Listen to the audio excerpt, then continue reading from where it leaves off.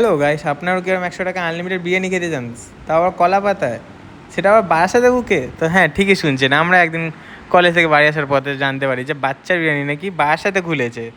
তার বেশি দেরি না করে আমরা ডাইরেক্ট চলে যাই বাচ্চা বিরিয়ানি খেতে। আর এটা আমাদের ভুল ছিল, যে দেরি করে যে গেলে একটু ভালো হতো, কারণ দোকানটা 1টার সময় খোলে। তার কিছু না One করে আমরা একটু বাইরে eternity ঘুরে ঘুরে later. চলে আসি। আর 1টা 20-র দিকে যাই আমরা, তখনও রেজাল্টটা সে।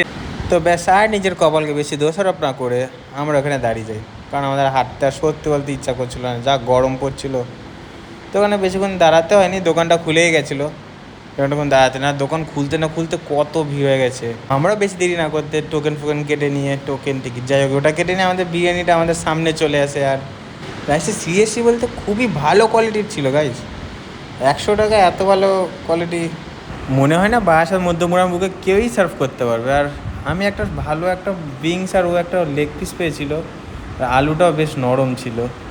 তো একটা দেখি বিরিয়ানি লাভারকে একটা ভালো বাইট প্রিপেয়ার করে দেখি বিরিয়ানি লাভারকে কী করে, এটা কি অ্যাপ্রুভ? আমার এমনি খেতে ভালো হয়েছে, আমার বলতে সব বিরিয়ানি ভালো লাগে, কিন্তু ও একটা প্রপার বিরিয়ানি লাভার, তো বলতে পারে যে বিরিয়ানিটা কীরকম কী খেতে ছিল না খেতে ছিল। তো ওই জন্য একটা ভালো একটা বাইট প্রিপেয়ার করে ওকে খাইয়ে দেখি যে ওর কীরকম লাগে। আর আর আরও রিয়াকশান দেখে বুঝতে হচ্ছে অবাক যে 100 টাকায় এরকম বিরিয়ানি।